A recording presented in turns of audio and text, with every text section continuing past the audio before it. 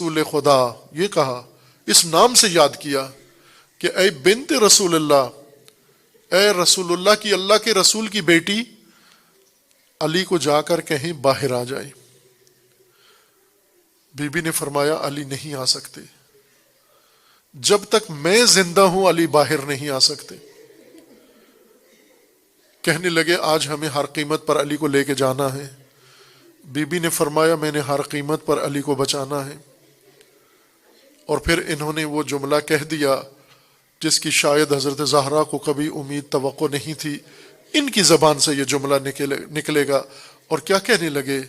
اے بنت رسول خدا، اے اللہ کے رسول کی صاحبزادی بیٹی، اگر علی باہر نہ آئے ہم در کو آگ لگا دیں گے، ہم خود دروازے کے اندر گھس آئیں گے، گھر کے اندر آ جائیں گے۔ شاید یہ امید نہیں تھی بی بی کو کہ یہ بات بھی یہ کر سکتے ہیں۔ اور پھر اس کے بعد روایتوں میں لکھا ہے کہ انتظار نہیں کیا۔ یہ نہیں کہا کہ اس دھمکی کے بعد اثر کیا ہوتا ہے، بی بی دروازہ کھولتی ہیں یا نہیں، یہ کہہ کر پھر دروازہ جلا دیا۔ پھر جل گیا دروازہ۔ اے کاش فقط دروازہ ہی جلا ہوتا۔ ابھی دروازہ کچھ جلا تھا، کچھ بچا تھا۔ ان میں سے ایک نے بڑھ کر دروازے کو لات سے ٹھوکر مار کے گرا دیا۔ جلتا دروازہ جب گرا، پشت در بی بی کی آواز آئی، الیہ الیہ یا فضہ۔ روایتوں میں لکھا ہے دروازے کی کیل بی بی کے پہلو میں جا کے پیوست ہو گئی، دروازے کے پیچھے گر گئیں۔ انہوں نے پرواہ نہیں کی، نبی زادی در کے پیچھے افتادہ ہے خاک پر، اور گزر کے چلے گئے، دروازہ پھلانگ کے چلے گئے۔ بی بی نے جناب فضہ کو طلب کیا، الیہ یا فضہ۔ جناب فضہ آئیں اور بی بی نے کہا ذرا کان میرے قریب لو۔ جب جناب فضہ نے اپنا کان بی بی کے قریب کیا، فرمایا فضہ خبردار، علی کو معلوم نہ ہونے پائے زہرا زخمی ہو گئی ہے۔ علی کی تنہائی، علی کی مظلومیت کا حال یہ ہے کہ یہ خبر نہ ملنے پائے۔ یہ راز جناب فضہ نے نہیں بتایا۔ جناب فضہ نے بی بی کو سہارا دیا، سہارا دے کے بٹھایا۔ بی بی ابھی بیٹھے ہی پائی تھی کہ اتنے میں امیر المومنین کو لے کر آ گئے۔ اب یہاں سے آگے وہ جملے تاریخ میں صراحت کے ساتھ لکھے ہوئے ہیں، لیکن زبان اجازت نہیں دیتی،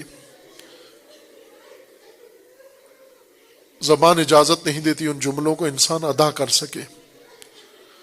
اشارے میں میں ہمیشہ کہہ دیتا ہوں، یہ روایت پڑھتا ہوں، کس طرح سے مولا کو لے کر گئے، جس طرح بنت علی کو کربلا سے لے کر گئے، اسی کیفیت کے ساتھ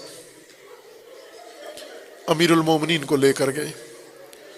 اور وہ اتنی مظلومانہ حالت تھی، امیر المومنین جب جناب سیدہ کے قریب سے گزرے، جناب سیدہ نے فریاد کی کہ خبردار علی کو لے کر مت جاؤ، لیکن رکے نہیں، بی بی کی ندا سنی نہیں۔ بی بی نے ہاتھ بڑھا کر علی کے پیراہن کا دامن تھام لیا، زخمی پہلو کے ساتھ۔ جب بی بی نے دامن تھام لیا، وہ منظر بڑا عجیب تھا۔ کوشش کی کہ جلدی ہاتھ چھڑایا جائے دامن سے، حالات بدل سکتے ہیں۔ ہاتھ چھڑانے کے لیے کیا تدبیر کی، مولا علی کو کھینچا اپنی طرف، جس نے پکڑا ہوا تھا اس نے کھینچا مولا علی کو اپنی طرف، لیکن ہاتھ اتنا بی بی کا مضبوط تھا دامن کے اوپر کہ زہرا خاک پہ ساتھ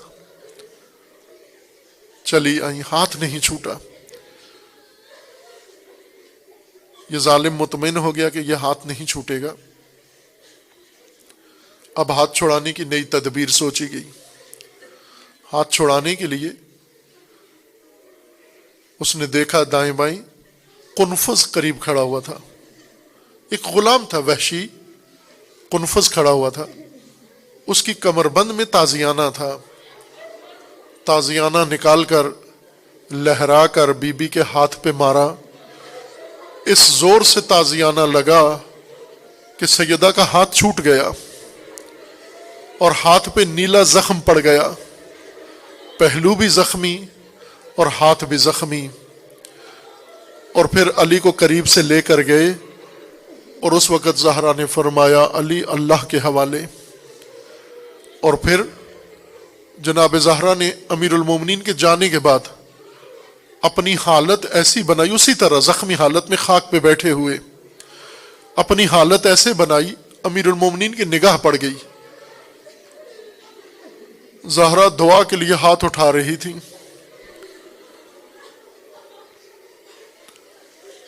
ہاتھ جب اٹھائے، سر پہ خاک اڑائی، ہاتھ اٹھائے، امیر المومنین نے جلدی سے سلمان فارسی کو کہا سلمان فوراً جاؤ نبی زادی کو کہہ دو ہاتھ نیچے کر دو، ہاتھ نیچے کر دو۔ اگر زہرا نے بد دعا دے دی، نفرین کر دی، عذاب نازل ہو جائے گا۔ علی کا پیغام سنتے ہی زہرا نے ہاتھ تو نیچے کر دیے لیکن فریاد آسمان تک جا پہنچی، اور اس وقت جناب زہرا نے فریاد کر کے یہ فرمایا وا محمدا وا علیہ وا مظلوما، اے مظلوم اللہ کے حوالے۔ الا لعنت اللہ علی الظالمین فسیعلم الذین ظلموا ای منقلب ینقلبون۔